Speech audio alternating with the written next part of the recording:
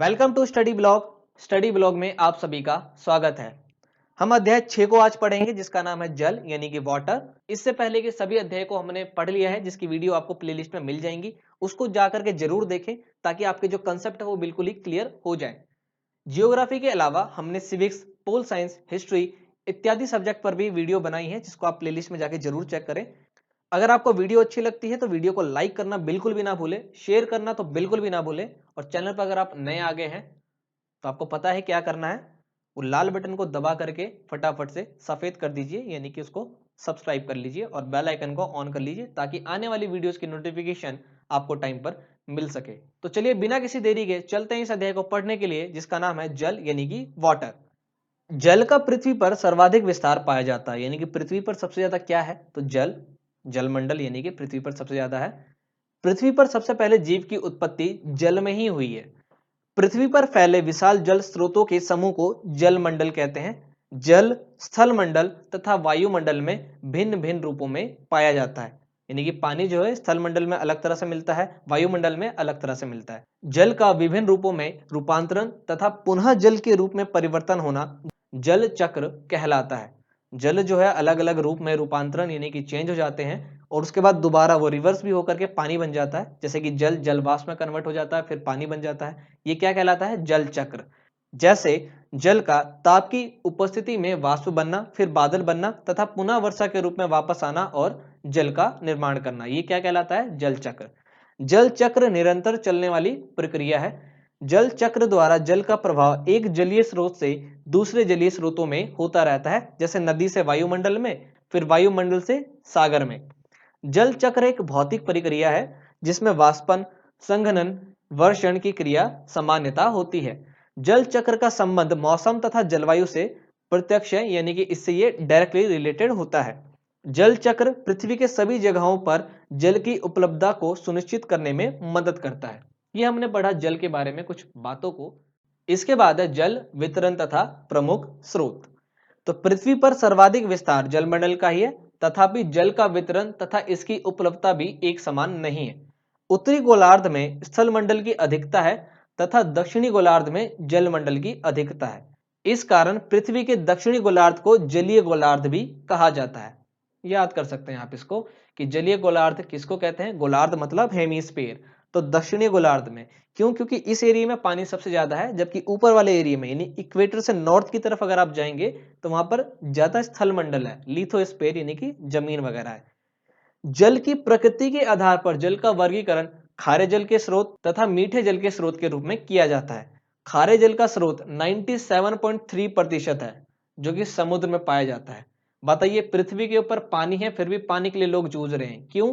क्योंकि पृथ्वी पर सर्वाधिक पानी की जो मात्रा है 97.3, ये खारा जल है जिसको हम पी नहीं सकते। खारे जल के प्रमुख स्रोत जैसे समुद्री, खाड़ी, झील आदि है तथा मीठे जल के स्रोत जो है नदियां या वर्षा के जल, ये आदि है। महासागर यानी कि ओशियन, यह पृथ्वी का सबसे बड़ा जलीय स्रोत है। इसका विस्तार पृथ्वी के लगभग 2/3 हिस्सों पर है। पृथ्वी पर 5 महासागर यानी ओशियन पाए जाते हैं जिनका आकार घटते क्रम में इस प्रकार है: प्रशांत महासागर, अटलांटिक महासागर, हिंद महासागर, अंटार्कटिक महासागर और आर्कटिक महासागर। तो पृथ्वी पर 5 महासागर है, लेकिन अगर आप यूपीएससी की तैयारी कर रहे हैं तो 4 महासागरों पर आप निशान लगाएंगे यानी कि पृथ्वी पर केवल 4 महासागर है यूपीएससी के अकॉर्डिंग।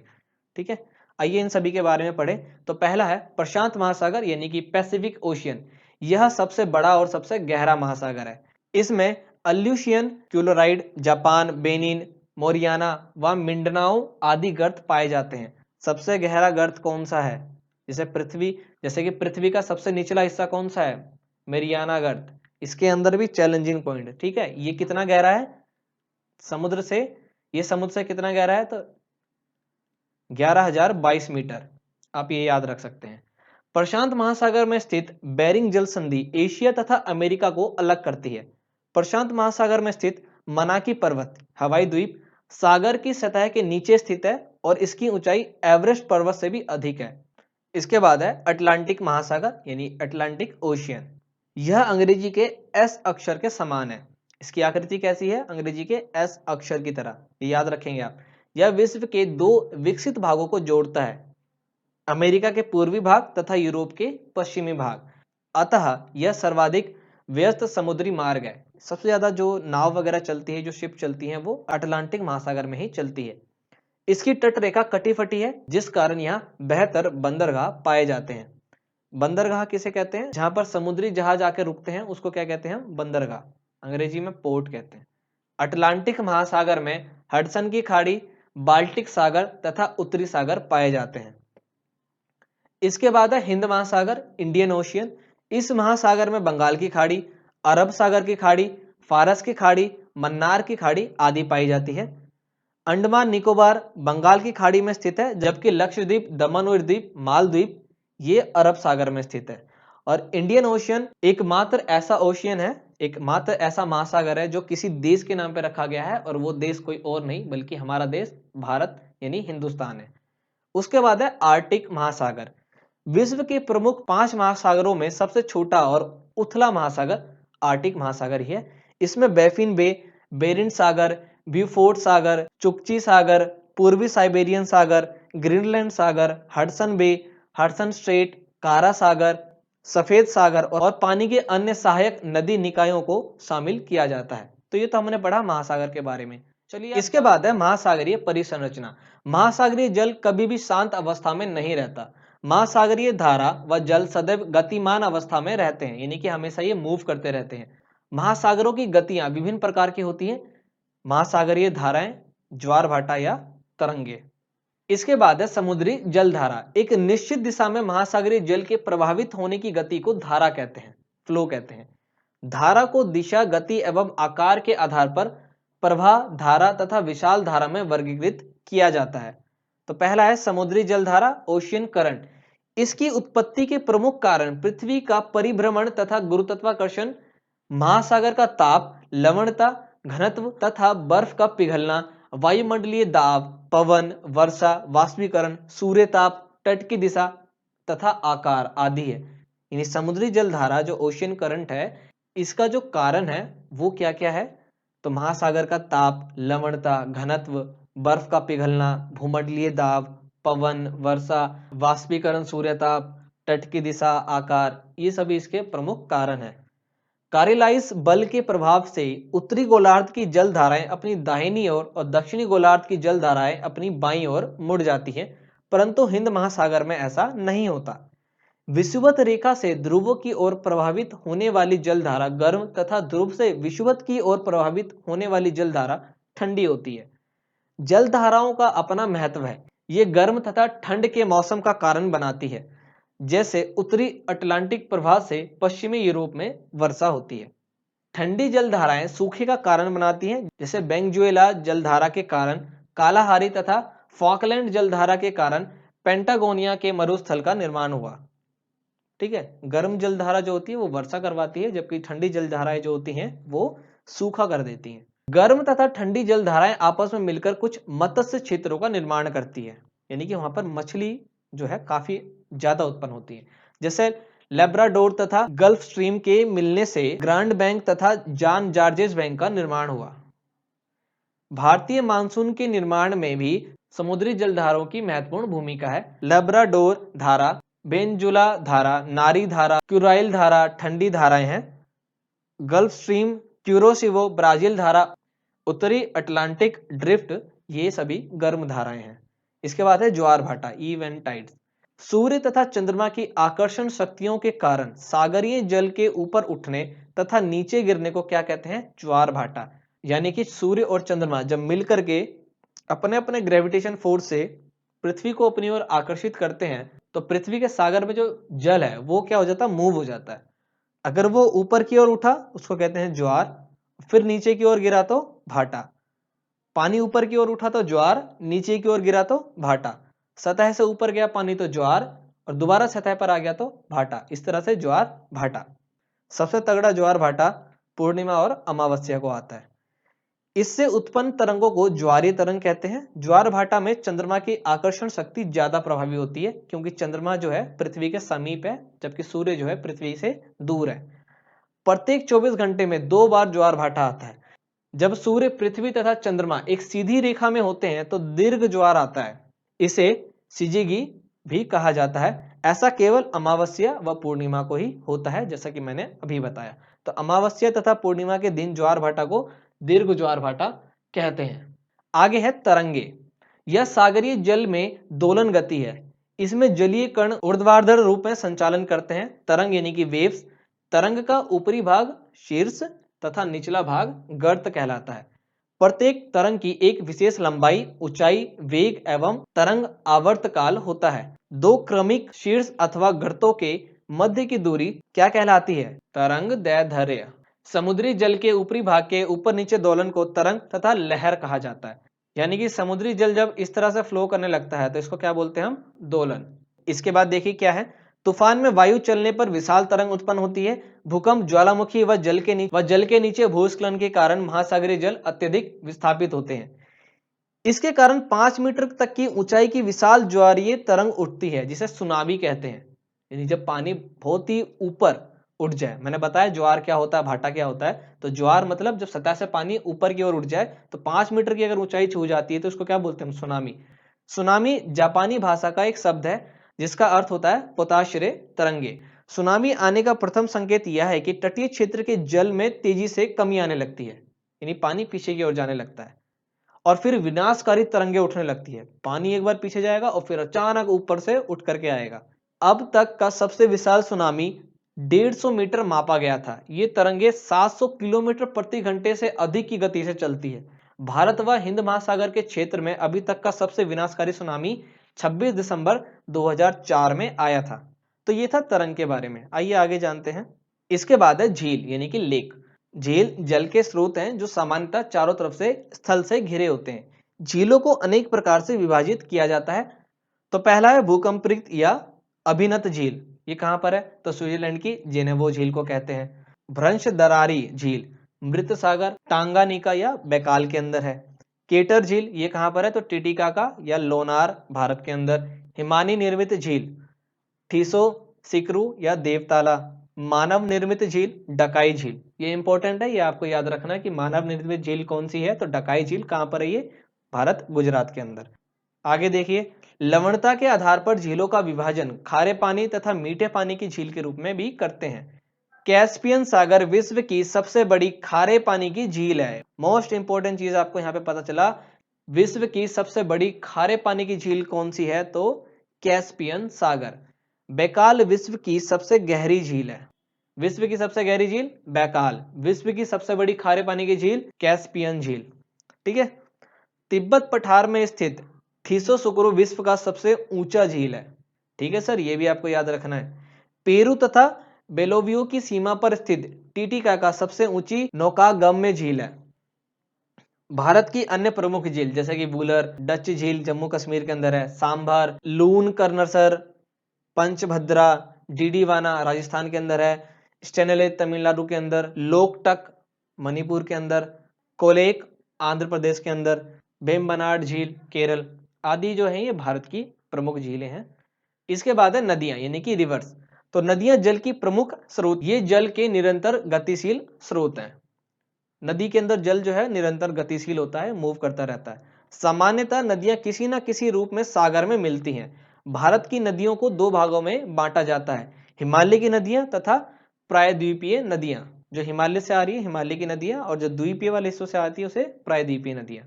हिमालय की नदियों को सिंधु तंत्र, ब्रह्मपुत्र तंत्र, सतलज तंत्र कहते हैं तथा गंगा नदी तंत्र कहते हैं। प्रायद्वीपीय नदियों को गोदावरी नदी तंत्र, कृष्णा नदी तंत्र, कावेरी नदी तंत्र में विभाजित किया जाता है।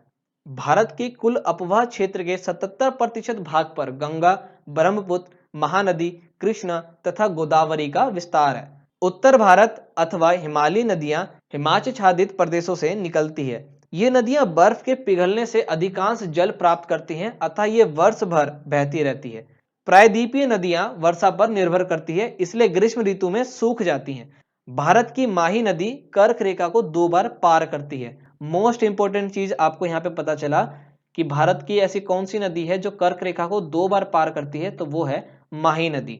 ठीक है, महेंद्र सिंह धोनी आप इससे भी याद रख सकते हैं। माही नदी कर्क रेखा को 2 बार पार करती है। आइए आगे देखिए आगे क्या बताया गया है।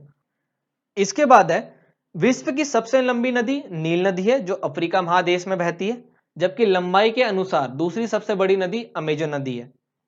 परंतु अपवाह क्षेत्र में सबसे बड़ी नदी अमेजन नदी है। कंफ्यूज हो गए लंबी नदी और बड़ी नदी में? आइए लंबी और बड़ी इसको समझे एक बार। ये किसी व्यक्ति का खेत है और ये किसी व्यक्ति का खेत है। अब बताइए आपकी इस खेत में लंबा खेत कौन सा है? तो देखिए ये जो है, ये खेत जो है वो लंबा खेत है, जबकि ये खेत जो है वो बड़ा खेत है। कुछ नहीं होता, बड़े का मतलब होता है जिसकी चौड़ाई ज्यादा हो, और लंबे का मतलब होता है जिसकी चौड़ाई कम हो लेकिन लंबाई ज्यादा हो। तो सबसे लंबी नदी कौन सी नदी है? तो नील नदी, इसकी चौड़ाई कम है। लेकिन बड़ी नदी कौन सी है? तो अमेजोन की नदी, ये सबसे बड़ी नदी है, इसकी चौड़ाई जो है वो ज्यादा है। लंबाई के अंदर चौड़ाई कभी नहीं नापी जाती है, इसलिए क्या कहते हैं? लंबी नदी। ठीक है, जब आपकी लंबाई नापी जाएगी तो आपकी चौड़ाई नहीं नापी जाती। जब आपका आकार नापा जाता पूरा कि भाई कितने बड़े हो गए हो, तो आपकी लंबाई और चौड़ाई दोनों देखी जाती है। आप समझे? जब हम देखते हैं हम कितने बड़े हो गए तो लंबाई और चौड़ाई दोनों देखते हैं। जब हम देखते हैं कि हम कितने लंबे हो गए तो आप केवल नीचे से ऊपर इंची टेप से अपने आप को नाप लेते हैं। केवल ऊपर से नीचे इंची टेप से आप अपने आप को नाप लेते हैं, ना कि अपनी चौड़ाई को नापते हैं। ठीक है, तो विश्व की सबसे लंबी नदी कौन सी नदी है? तो नील नदी। और विश्व की सबसे बड़ी नदी कौन सी है? तो अमेजोन नदी।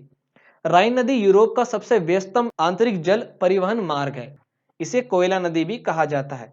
यूरोप का व्यस्तम बंदरगाह रॉटरडम इसी तट पर स्थित है। डेन्यूब यूरोप के 4 देशों की राजधानियां जैसे कि बेलग्रेड, ब्राटिस्लावा व बुडापेस्ट पर गुजरती है। वोल्गा यूरोप की सबसे लंबी नदी है। कांगा नदी विषुवत रेखा को 2 बार काटती है। बस ये वाले चीजें आपको याद रखनी होती हैं, जैसे कि विषुवत रेखा को 2 बार कौन सी नदी काटती है? तो कांगो नदी। भारत में ऐसी कौन सी नदी है जो कर्क रेखा को 2 बार काटती है? नीचे कमेंट बॉक्स में आप इस आंसर को देंगे। लिम्पोपा नदी मकर रेखा को 2 बार काटती है। यहां से आपको कुछ इंपॉर्टेंट चीजें पता चली होंगी जिसको आपने अभी पढ़ लिया होगा। इसके बाद है ग्लेशियर या हिमनद। पर्वतीय तथा ध्रुवीय क्षेत्रों की वह रेखा जिसके ऊपर वर्ष भर हिम का आवरण रहता है तथा बर्फ पूर्णतः कभी नहीं पिघलती है, क्या कहलाती है? हिम रेखा कहलाती है। यानी वो रेखा जिसके ऊपर जो है केवल बर्फ है, जो कभी पिघलती नहीं है, उसको क्या बोलते हैं हम? हिम रेखा। भूमध्य रेखा से ध्रुव की ओर आने पर हिम रेखा की ऊंचाई क्रमशः बढ़ती जाती है। भूमध्य रेखा पर हिमरेखा की ऊंचाई 6000 मीटर है, जबकि हिमालय पर यह 5500 मीटर है। भारतीय हिमनदों में सबसे बड़ी काराकोरम श्रेणी में अवस्थित सियाचिन हिमनद है जो 72 किलोमीटर लंबी है। बर्फ से ढकी ऊंची पर्वत चोटियां जिससे हिमनद निकलती है हिमछत्रक कहलाती है। और सियाचिन ग्लेशियर के बारे में आप एक बात जान ले कि सियाचिन ग्लेशियर जो है विश्व का सबसे ऊंचा युद्ध का मैदान है जिसे भारत ने जीत रखा है। केवल एक देश है ऐसा जो उस ऊंचाई पर उस ग्लेशियर को जीत चुका है, वो है भारत। तो ये हमारे लिए काफी गर्व की बात है। हिमानी से निर्मित प्रमुख स्थल आकृतियां यू आकार की घाटी, लटकती घाटी, सर्क, एरिट, हार, नुहानक आदि है। ठीक है, इस प्रकार की आकृति जो बनाते हैं उसको हम क्या बोलते हैं? लटकती घाटी या एरिट या हार या नुनाहक। पाई आरेख द्वारा आंकड़ों को प्रतिशत के रूप में बांटकर प्रदर्शित करना आसान होता है। यानी कि पानी से रिलेटेड जो चीजें होती हैं उसको हम कैसे प्रदर्शित करते हैं? प्रतिशत जो हम बताते हैं कि इतने प्रतिशत ये है, इतने प्रतिशत ये है, तो उसको हम पाई चार्ट बना के बताते हैं। ये पाई चार्ट हो गया, इसके अंदर ये सेंटर होता है, इसमें दिखाया भैया यहाँ से लेकर के यहाँ तक, यानी ये वाला जो एरिया है, इसके बाद ये जो एरिया है ये मान लो आप समुद्री सागर है जो कि 97.3% है। इतना बोल दिया कि भैया ये मीठा पानी है या पीने लायक पानी है और ये खारा पानी है। तो पाई चार्ट आपने मैथ के अंदर देखा होगा, कई बार इस तरह से बना होता है, इस तरह से रहता है, यहाँ अलग कलर होता है, फिर यहाँ अलग कलर होता है, यहाँ अलग कलर होता है। तो इसको भी इसी तरह से दर्शाया जाता है। इसीलिए पृथ्वी पर जलाशयों का वितरण पाई चार्ट के माध्यम से अच्छी तरह से प्रदर्शित किया जाता है। अब है जल संकट एवं संरक्षण। खुद सोचिए अब आप एक बार कि एक ऐसा प्लेनेट जिसपे पानी ही पानी है, वहां के लोग पानी से कैसे मर सकते हैं? वहां पे पानी की कमी कैसे हो सकती है? तो हमने ऊपर ही पढ़ा कि इसमें से 97.3% पानी तो खारा जल है जिसको हम पी नहीं सकते। बाकी जो है वो ग्लेशियर के रूप में है, नदी के रूप में है, उसको भी हमने गंदा कर दिया। तो प्रदूषण जो है उसकी वजह से जो है जल जो है उसका एक संकट हो गया है। इसको हमें संरक्षित करना पड़ेगा, कंजर्व करना पड़ेगा। इसके कुछ उपाय भी बताए गए हैं, सरकार भी काम कर रही है, पर हमें अपनी तरफ से भी इस ओर कदम बढ़ाना चाहिए। चलिए आइए जानते हैं इसके बारे में। जल सभी जीवित प्राणियों के अस्तित्व का कारण है, परंतु उपयोग वाले मीठे जल के स्रोत बहुत ही कम है, क्योंकि ज्यादातर जो हिस्सा है वो ज्यादातर क्या सबसे ज्यादा हिस्सा जो है वो खारे जल का है। विश्व में उपयोग योग्य जल की मात्रा केवल 2% है और इसका भी वितरण जो है असमान है, कहीं पर ज्यादा है कहीं पर कम है। जल संकट की समस्या के समाधान हेतु तथा सभी को जल की उपलब्धता सुनिश्चित करने के लिए जल संरक्षण आवश्यक है। जल का संरक्षण उसके कुशल उपयोग तथा विज्ञान एवं प्रौद्योगिकी के उपयोग से बढ़ाया जा सकता है। भारत सरकार ने जल संरक्षण हेतु अनेक प्रयास किए हैं। वर्तमान समय में जल संरक्षण हेतु स्थानीय, राजकीय, राष्ट्रीय तथा वैश्विक प्रयास किए जा रहे हैं, यानी कि लोकल, नेशनल, इंटरनेशनल, ग्लोबल, इस तरह के प्रयास किए जा रहे हैं ताकि पानी को कंजर्व किया जा सके, साफ किया जा सके, ताकि आने वाली पीढ़ी भी जो है पानी पी सके। ऐसा ना हो कि हम ही सब पानी पी के और फिर बाकी को गंदा करके चले जाए। तो ये इंपॉर्टेंट भी है हमारे लिए। अब आप समझ गए होंगे कि जिस प्लेनेट पे इतना पानी है वहां पर पानी की किल्लत क्यों होती है। तो इस वीडियो में इतना ही। यहाँ पर ये हमारा अध्याय जो है वो कंप्लीट हो जाता है। अगर आपको ये वीडियो अच्छी लगी है तो वीडियो को लाइक करें, ज़्यादा से ज़्यादा शेयर करें ताकि सभी बच्चों को इसका लाभ मिल सके। चैनल पर अगर आप नए आए हैं तो चैनल को सब्सक्राइब करना बिल्कुल भी ना भूलें। सब्सक्राइब करके बेल आइकन को जरूर ऑन करें ताकि आने वाली वीडियोस की नोटिफिकेशन आपको टाइम पर मिल सके। मिलते हैं नेक्स्ट वीडियो में नए टॉपिक के साथ। तब तक के लिए जय हिंद।